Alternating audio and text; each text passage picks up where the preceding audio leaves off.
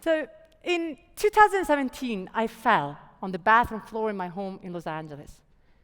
I was 8 months pregnant. The fall induced my labor, so I was rushed to a hospital.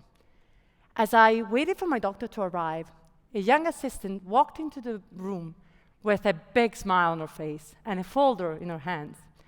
She had been told that I had agreed to donate the umbilical cord to the hospital, and so she gave me the form to sign. I started reading the terms and conditions, and suddenly I noticed this sentence. They read something along the lines of, I agree for the cord cells to be used for any future research. Any future research? Does that sound boringly vague to you? I immediately thought about science fiction stories on human cloning, and, well, I felt uncomfortable. So I asked her for more information, or whether I could opt out from that specific clause. But she couldn't really answer my questions. And then she said, it's just a form. You just sign it. And that was not just a form, that was my baby's genetic data. And I refused.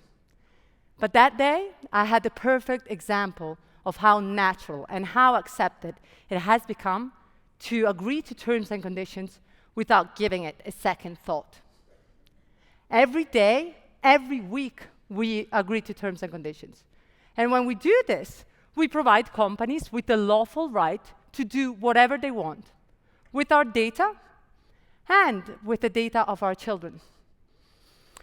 Which makes us wonder, how much data are we giving away of children? And what are its implications? I'm an anthropologist, and I'm also the mother of 2 little girls. And I started to become interested in these questions in 2015, when I suddenly realized that there were vast, almost unimaginable amounts of data traces that are being produced and collected about children. So I launched a research project, which is called Child Data Citizen, and that aimed at filling in the blank. Now, you may think that I'm here to blame you for posting photos of your children on social media. Well, the truth is that at the end of this talk, you're gonna feel different about that, or you may feel different about that. But that's not really the point. The problem is way bigger than so-called sharenting. This is about systems, not individuals. You and your habits are not to blame. For the very first time in history, we are tracking the individual data of children from long before they're born, sometimes from the moment of conception, and then throughout their lives. You see, when parents decide to conceive, they go online to look for ways to get pregnant, or they download ovulation tracking apps. When they do get pregnant, they post ultrasound of their babies on social media, they download pregnancy apps, or they consult Dr. Google for all sorts of things, like, miscarriage risk when flying, or abdominal cramps in early pregnancy. I know because I've done it, and many times. And then, when the baby's born, they track every nap, every feed, every life event on different technologies. And all these technologies transform the baby's most intimate behavioral and health data into profit by sharing it with others. So to give you an idea of how this works, in 2019, the British Medical Journal published a research that showed that out of 24 mobile health apps, 19 shared information with third parties. And these third parties shared information with 216 other organizations. Of these 216 other fourth parties, only 3 belong to the health sector. The other companies that had access to that data were big tech companies like Google, Facebook, or Oracle. They were digital advertising companies, and there was also a consumer credit reporting agency. So you get it right. Ad companies and credit agencies may already have data points on little babies. But mobile apps, web searches, and social media are really just the tip of the iceberg, because children are being tracked by multiple technologies in their everyday life. They're tracked by home technologies and virtual assistants in their homes. They're tracked by educational platforms and educational technologies in their schools. They're tracked by online records and online portals at their doctor's office. They're tracked by the internet-connected toys, the online games, and many, many, many, many other technologies. So during my research, a lot of parents came up to me and they were like, so what? Why does it matter if my children are being tracked? We got nothing to hide. Well, it matters. It matters because today, individuals are not only being tracked, they are also being profiled on the basis of their data traces. Artificial intelligence and predictive analytics are being used to harness as much data as possible of an individual life from different sources. Family history, purchasing habits, social media comments. And then they bring this data together to make data-driven decisions about the individual. And these technologies are used everywhere. Banks use them to decide loans. Insurers use them to decide premiums. Recruiters and employers use them to decide whether one is a good fit for a job or not. Also, the police and courts use them to determine whether one is a potential criminal or is likely to recommit a crime. We have no knowledge or control over the ways in which those who buy, sell, and process our data are profiling us and our children. But these profiles can come to impact our rights in significant ways. To give you an example, in 2018, the New York Times published the news that the data that had been gathered through online college planning service that are actually completed by millions of high school kids across the US who are looking for a college program or a scholarship had been sold to educational data brokers.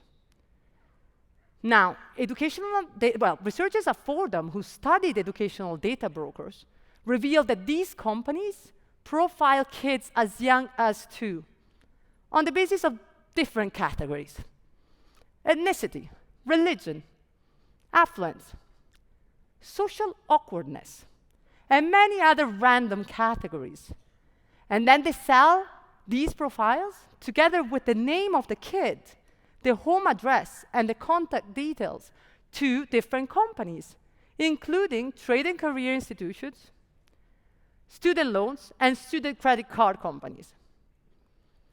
To push the boundaries, the researchers at Fordham asked an educational data broker to provide them with a list of 14 to 15-year-old girls who were interested in family planning services. The data broker agreed to provide them the list. So imagine how intimate and how intrusive that is for our kids. But educational data brokers are really just an example. The truth is that our children are being profiled in ways that we cannot control, but that can significantly impact their chances in life. So we need to ask ourselves, can we trust these technologies when it comes to profiling our children? Can we? My answer is no. As an anthropologist, I believe that artificial intelligence and predictive analytics can be great to predict the course of a disease or to fight climate change. But we need to abandon the belief that these technologies can objectively profile humans and that we can rely on them to make data-driven decisions about individual lives, because they can't profile humans. Data traces are not the mirror of who we are. Humans think one thing and say the opposite, feel one way and act differently. Algorithmic predictions or our digital practices cannot account for the unpredictability and complexity of human experience. But on top of that, these technologies are always, in one way or another, biased. You see, algorithms are by definition sets of rules or steps that have been designed to achieve a specific result, okay? But these sets of rules or steps cannot be objective. Because they've been designed by human beings within specific cultural contexts and are shaped by specific cultural values. So when machines learn, they learn from biased algorithms. And they often learn from biased databases as well. At the moment, we're seeing the first examples of algorithmic bias. And some of these examples are frankly terrifying. This year, the AI Now Institute in New York published a report that revealed that the AI technologies that are being used for predictive policing have been trained on dirty data. This is basically data that had been gathered during historical periods of known racial bias and non-transparent police practices. Because these technologies are being trained with dirty data, they're not objective, and their outcomes are only amplifying and perpetuating police bias and error. So I think we are faced with a fundamental problem in our society. We have started to trust technologies when it comes to profiling human beings. We know that in profiling humans, these technologies are always going to be biased and are never really going to be accurate. Companies can't fix this problem because neither with a technical solution or by appointing a new AI ethics board, because algorithmic error and bias can be reduced, but it cannot be eradicated. And we cannot protect ourselves from this. So what we need now is actually a political solution. We need governments to recognize that our data rights are our human rights.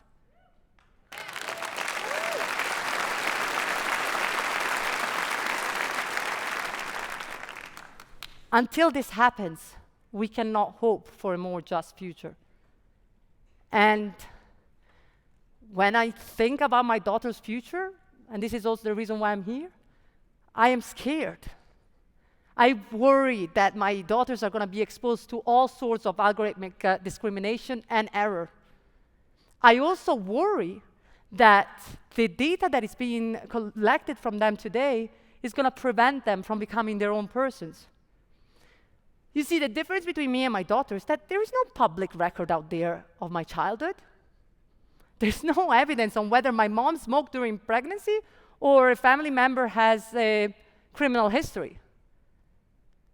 There's certainly no database of all the stupid things that I've done and thought when I was a teenager. But for my daughters, this may be different.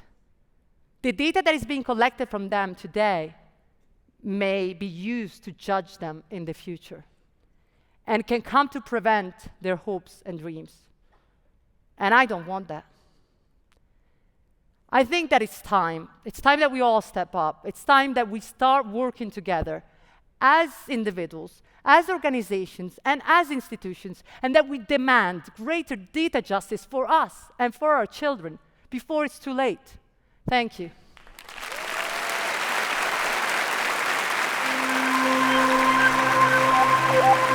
Yeah.